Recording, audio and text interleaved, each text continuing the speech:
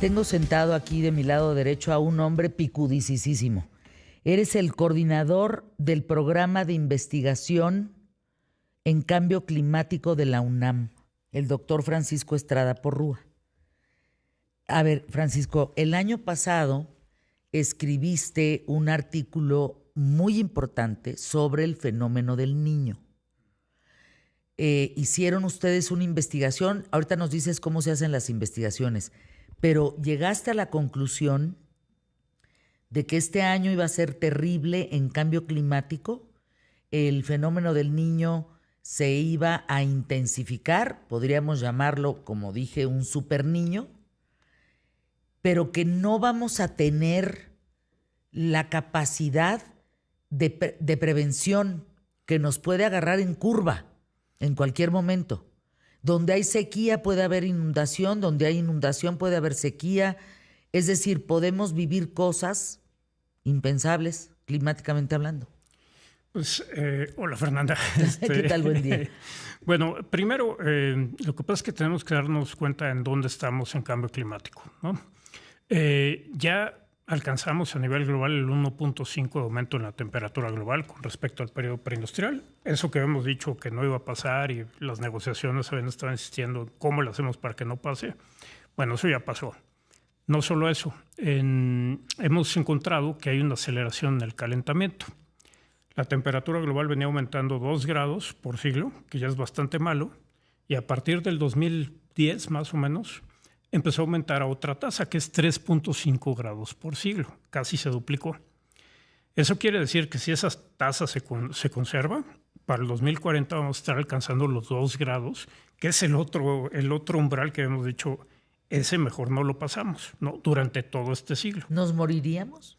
No, pero sí vamos a vivir cosas muy importantes. O sea, la humanidad puede terminarse por el tema del cambio climático. No para el 2040, pero en el largo plazo sí, porque inclusive los escenarios de emisiones, pues digamos, no tan malos, pues en el largo plazo sí te pueden llevar a 8 grados más. Cuestión así, me estoy refiriendo 2300, 2000.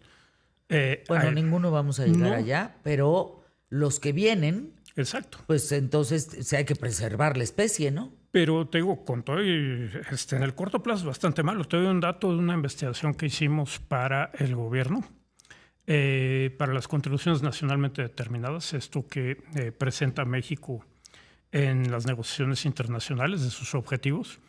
Y lo que nos pusimos a ver ahí era cuánto cuesta cambio climático. Pero conociendo, digamos, a los políticos, normalmente nosotros que hacemos las investigaciones nos vamos de aquí a final del siglo, pero dijimos, no, eso es muy lejos. Vamos al 2050. No, eso también es muy lejos. Entonces dijimos, bueno, ¿cuánto cuesta durante este sexenio? ¿Cuánto costaría todos los impactos en todos los sectores acumulados? Y luego haciendo un truco que los economistas hacemos, que es, vamos a traerlo a valor presente para que ese flujo de dinero sea comparable con el dinero de hoy, ¿no? Entonces, lo que vamos a perder por cambio climático sería equivalente, imagínate que tuvieras que pagar los platos rotos de algo hoy, sería equivalente al 25% del PIB. Nada más para que tengan una idea, toda la deuda pública de México equivale al 50% del PIB. Entonces estamos hablando de un fenómeno con unos impactos muy severos para nuestro país, ¿no? Ahora, estamos viviendo, desgraciadamente desde López Obrador, se quitó el apoyo a justamente huracanes, terremotos, a todo lo que la naturaleza, pues sí o sí estamos expuestos en México. Sí, y incendios, y no hay dinero para eso. Entonces, yo decía hace un momento, doctor, fíjate, es como si tuviéramos 10 Otis, 10 huracanes Otis en un año, cuando todavía no nos recuperamos del que pasó. Pues es que eso es lo que significa cambio climático, como bien lo dices. Y ahora regresando un poco a lo del Niño. ¿Qué pasa bajo este contexto de 1.5 en la temperatura global, casi 2 grados en la temperatura de México, más, casi 2? Porque estamos en un lugar donde la temperatura, México es especialmente... Sí, de hecho hicimos un análisis de todos los países y vimos pues qué tanto nos estamos calentando y resulta que estamos dentro del 35% de los países con mayor calentamiento. Pero ahí te doy un dato. Es como cuando tú vas a comerte pues, comida mexicana y le echas chile, ¿no?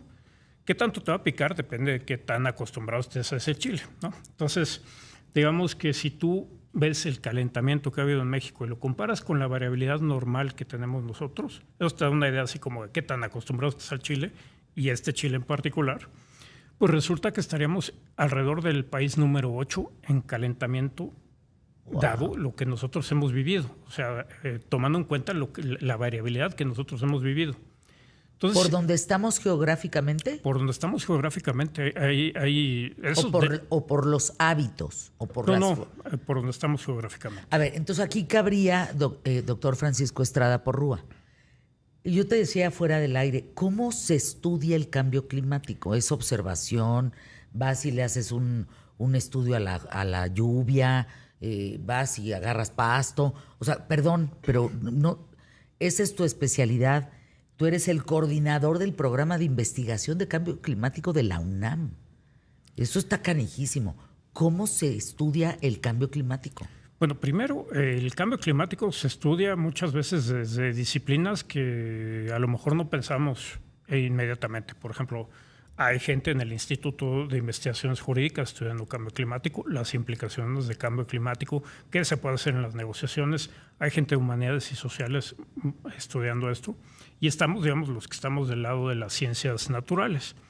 Y, por ejemplo, hablando de la parte más física de cambio climático, bueno, se estudia desde observaciones, que ahí, por ejemplo, México, pues hay unos grandes esfuerzos que se están haciendo para tratar de recuperar los datos que se tienen. Por ejemplo, el meteorológico está haciendo un esfuerzo importante, pero tenemos un déficit en información muy grande. Por otro lado, se usan modelos físicos, ¿no? Agarramos toda la física que se tiene y que se entiende al momento. A ver, ponos un ejemplo. ¿De los modelos o de los datos? De la física, de cómo sacas, usando la física, los datos de cambio climático. Sí, mira, pues tenemos acceso a todos los modelos del planeta, que es un punto importante mencionar. México no tiene un modelo de circulación global todavía. Tuvo en los 60. ¿Cómo? Ajá. ¿Cómo? ¿Estamos primitivamente en el tema? En los 60, el doctor Julián Adem, que fundó el Instituto de Ciencias de la Atmósfera y Cambio Climático, tenía un modelo de clima global. ¡Qué dato! ¿No? ¿Cómo que no estamos en el modelo de clima global? No tenemos. Es que, digamos, ahí, volviendo un poco a tu punto, necesitamos mucha más gente en investigación, en general en nuestro país. Somos 35,000 personas en el SNI. Para un país de 130 millones de habitantes, pues no basta. Y es en todas las ramas de la ciencia, ¿no? 35,000 para todo el país. Entonces, en cambio climático, pues somos pocos los que estamos ahí. Y esto es una invitación a los jóvenes a que se acerquen al programa, porque necesitamos muchísimo más. Porque además ellos están muy ocupados y preocupados por el tema del cambio climático. Si hay alguien consciente de este asunto, son los jóvenes. Y traen la innovación, y traen todo nuevas cosas, ¿no? El input para sacar esto. Pero, a ver, entiendo que hay termómetros, entiendo que hay formas de medir el clima. Hoy tenemos y contamos, por ejemplo, con aplicaciones que nos avisan frente a un terremoto, nos pueden avisar frente a un huracán. Pero, ¿cómo se mide? Bueno, te digo, hay muchísimas cosas, ¿no? Observaciones desde, por ejemplo, cuestiones más de meteorología, no tanto de cambio climático, pues, por ejemplo, sueltan globos para ver cómo está, digamos, la estructura de la atmósfera. Se llaman sondeos atmosféricos, se hacen estudios con radar, se hacen estudios con estaciones meteorológicas. Eso del globo está interesante. Sí. El globo tendría que subir. Ajá. No hay... ¿Baja o tiempo de subida? No, sube y entonces va midiendo, digamos, en la vertical cómo están las condiciones, distintos parámetros que después pues, se estudian y se dice, bueno, esto ayuda, por ejemplo, para tener mejores pronósticos, ayuda para conocer mejor. Ahora, ahí están las herramientas. Lo que tú escribiste, en 2 minutos para irnos a anuncios QTF, lo que tú escribiste es foco rojo.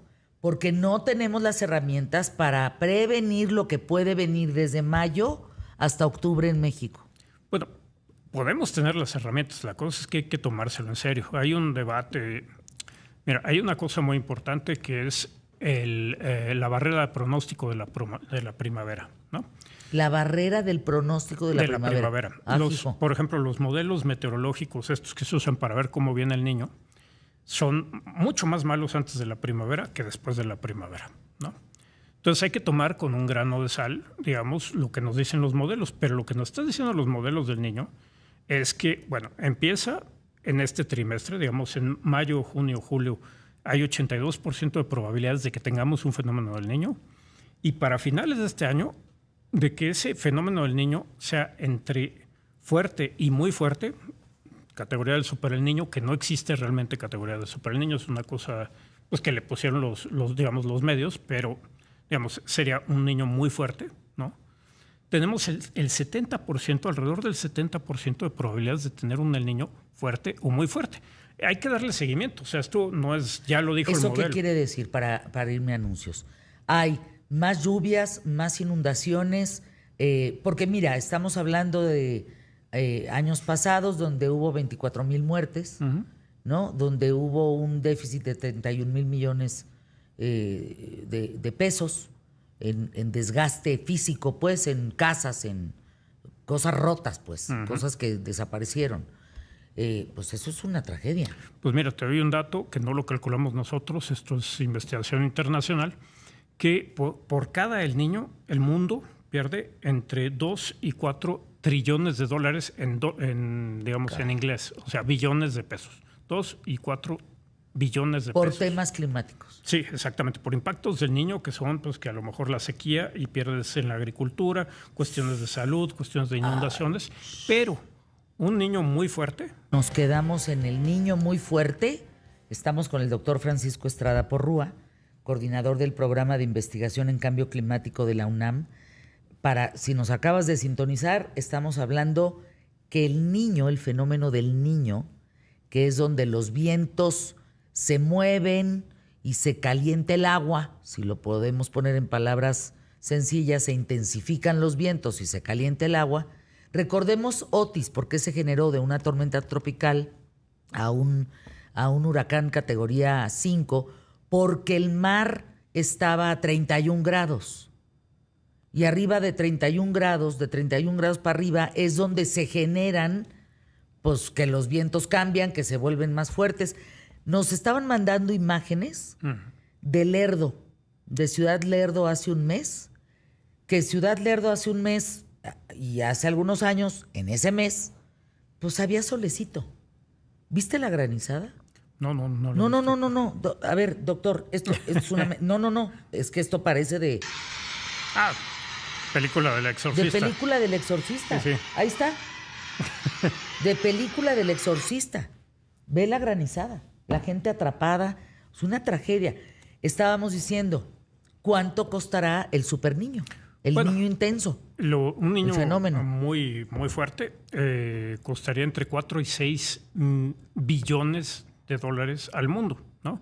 Hay ahorita, hoy salió el pronóstico de la NOAA, la Administración del Océano y la Atmósfera de Estados Unidos, que saca cada mes su pronóstico, y ahí nos dice que la categoría de El Niño muy fuerte, para finales de este año tiene una probabilidad de alrededor de un 37%. A ver, tradúcenos esos datos. Pues que hay un buen chance. O sea, imagínate que, no sé, tú vas a apostar y tienes un 37% de probabilidades de ganar, pues lo consideras, ¿no? Canijo. O si te dicen, vas a subirte en este coche y hay 37% de probabilidades de que se estampe, pues a lo mejor tú no te subes, exacto. Y ahí hay una cosa muy importante. Los pronósticos son para orientarnos. Uno no tiene que agarrárselo y tomárselo como es lo que va a ocurrir. Hay que ir viendo. No, hay que prevenir. Exactamente, hay que prevenir y hay que ir viendo cómo se van actualizando los pronósticos. Si tenemos suerte y no ocurre un super el niño, un niño muy fuerte, qué bueno, pero que no nos agarre con los dedos en la puerta. ¿Cómo puede no agarrarnos con los dedos en la puerta? Porque mira, veo nada más a la gente de Lerdo, a quien le mando un saludo. Lerdo como Ciudad de México, como México, no está listo. No estamos preparados. ¿Qué van a estar en Lerdo preparados para esos vientos? En ningún lado se está preparado para esos vientos. México, la inundación del lunes. No nos vayamos más. Y no estás hablando de la gran inundación.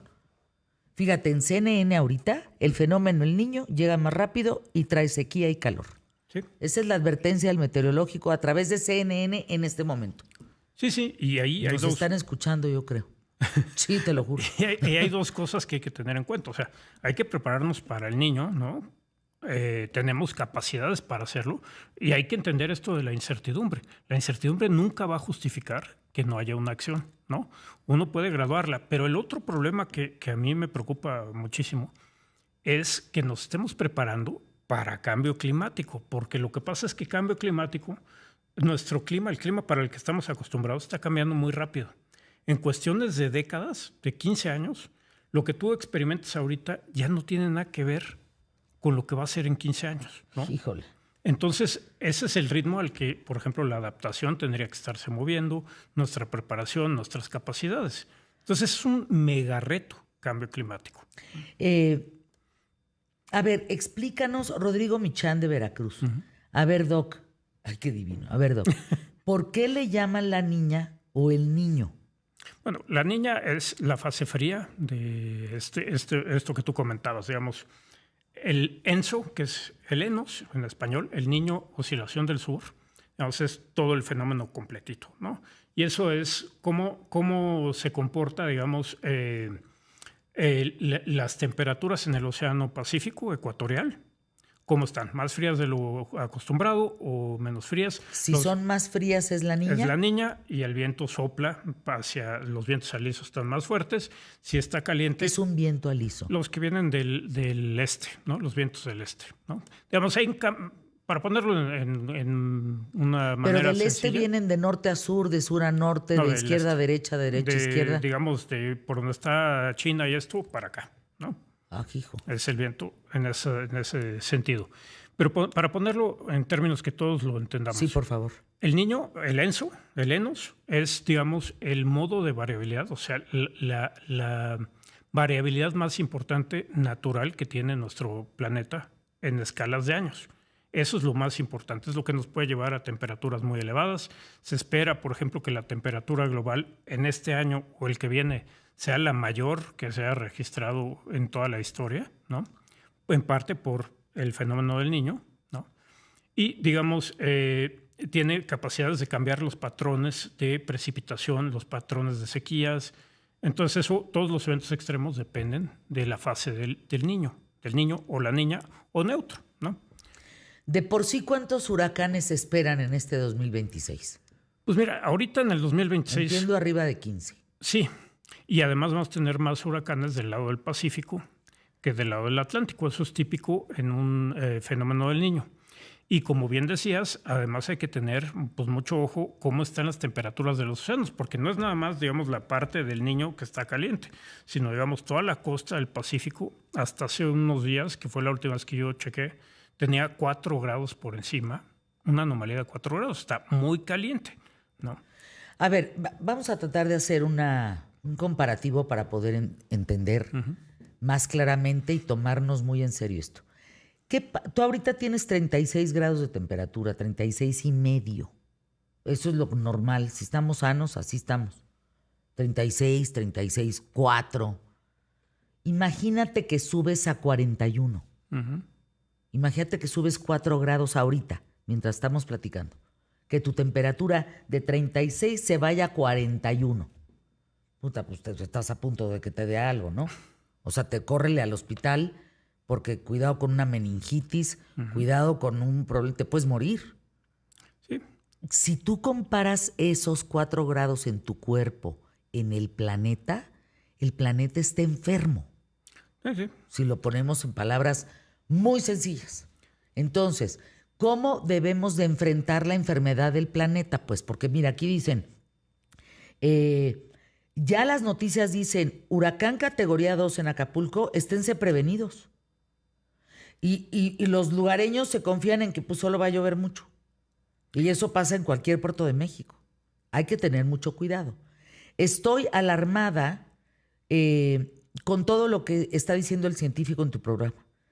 ¿Qué debemos de hacer para mejorar este caos? Porque esto ya es una emergencia. Sí, bueno, pues mira, lo que tú decías de la temperatura.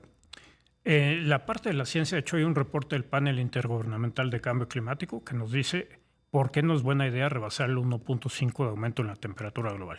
Como te comentaba, ahorita ya lo alcanzamos, ¿no?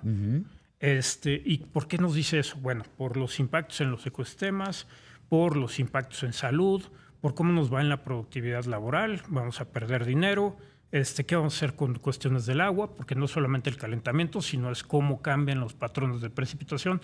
En México una cosa que hemos documentado es que más o menos nos cae la misma cantidad de lluvia en el año, pero nos llueve mucho peor. El norte le llueve menos, el sur le llueve un poco más, pero en el tiempo nos llueve mucho peor.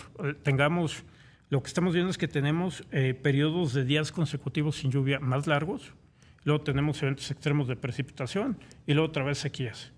Y al final nos llueve más o menos lo mismo, pero de una forma muy distinta.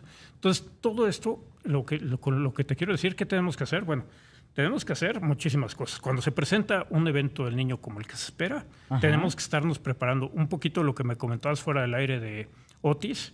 Bueno, si sabemos que hay un huracán por ahí que puede afectarnos y sabemos que estamos en un mundo con 1.5 grados de aumento en la temperatura global, es buena idea prepararse no para un huracán de categoría 2, sino pensar, esto se puede intensificar rápidamente y puede llegar a categoría 5, que te cuento yo que tú estuviste ahí, ¿no? Pero lo mismo pasa con el evento del niño. El estudio que tengo que publicamos el año pasado, lo que nos dice es que esta interacción entre el calentamiento y la variabilidad natural expresada por el niño, pues te puede llevar a cambios en dónde te llueve, qué tan probable es que tengas lluvias extremas, qué tan probable es que tengas temperaturas muy extremas. Y entonces ahí tenemos que estar muy atentos porque no necesariamente los patrones que nosotros conocemos del niño son los que se van a presentar, ¿no? El niño, por ejemplo, en nuestro país, en general, implica sequía. Pero, por ejemplo, en nuestro estudio vemos que aumenta también las probabilidades de precipitaciones extremas. Es que no estamos preparados, Fer. Dice Alberto Rivas, saludos desde La Laguna. En lugares desérticos estamos viendo eventos climatológicos impensables. ¿Sabes el mentado calor en Lerdo? Para que haya una granizada de granizos del tamaño del círculo de tu dedo índice y dedo pulgar. Sí. Es una locura. Pero, mira, te comento algo muy rápido ahí de otro estudio que publicamos hace 2 años. Resulta que México, si tú te pones a ver, la población de México está más preocupada que la de ningún otro país del planeta por cambio climático.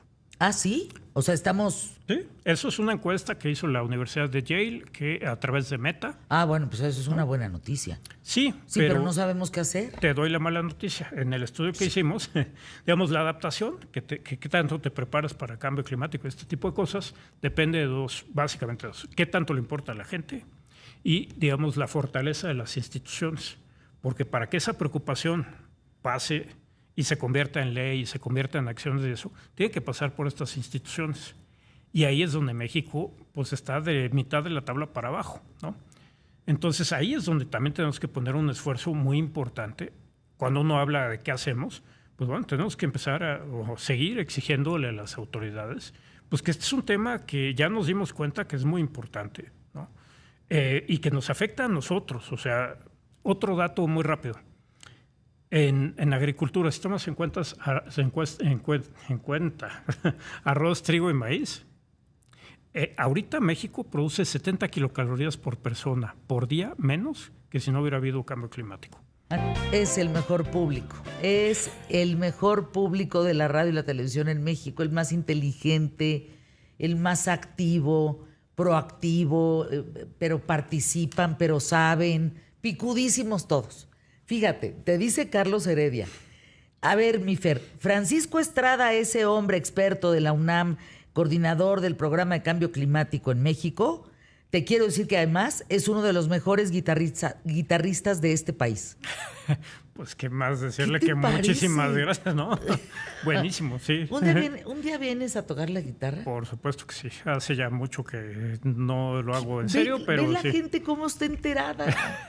Muchísimas gracias, Carlos. Me da mucho gusto eso, Carlos. Qué padre que sepan tanto de los invitados picudísimos que vienen. Esa gran labor que hace Emilio Valles Vidrio para conseguir a tantísimos personajes picudos. Gracias, Emilio. De verdad, muchas, muchas gracias. Tu trabajo es indispensable en este programa. Puro picudo agarras. Gracias. Bueno, para concluir, doctor Francisco Estrada Porrúa, solamente por el día de hoy, el niño viene intenso. Estamos hablando a partir de mayo hasta julio. Vienen lluvias muy fuertes, viene sequía. Si se nos anda juntando el agua con el aceite, pues ahí se nos va a andar calentando el mar y eso genera más huracanes. En fin, regresa para platicarnos cómo debemos de estar preparados. Con todo gusto, Fernanda. Muchísimas gracias. ¿Algo más que decir? Pues nada, que además de eso, tomar en serio esto. Tenemos que seguir, digamos, la actualización de estos pronósticos. Y una cosa que sí les quiero comentar, lo de cambio climático va en serio. ¿Ves esto que tengo aquí? Sí, es un fósil de un diente de tiburón que vivió hace 5 millones de años. Si en el 2040 llegamos a los 2 grados, vamos a entrar en el rango de temperaturas donde vivió este señor, ¿no? ¿Cómo? A ver. O sea, trae, si trae un diente de tiburón colgado. Ajá. En su cuello. Es un fósil. Es un fósil. De 5 millones de años. ¿No? Ajá. ¿Y luego? Cuando esta cosa estaba viva, la temperatura estaba entre 2 y 4 grados más cálido que, digamos, el periodo preindustrial. Si llegamos al 2040 y tenemos 2 grados, vamos a estar entrando en el rango de temperaturas donde vivía este señor. El tiburón. Y ese tiburón se murió. Bueno, sí. No, queda claro. Bueno, otros, o sea, perdón, lo dije muy mal. Disculpen, yo muy mal. Si no debe quejarse con el dentista. Exacto. ¿Ese tiburón se murió por esas temperaturas? No. Él vivía en esas temperaturas, pero estamos moviéndonos a otro tipo de...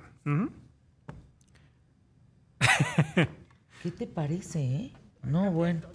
Gracias, Francisco Estrada. Gracias por estar con nosotros.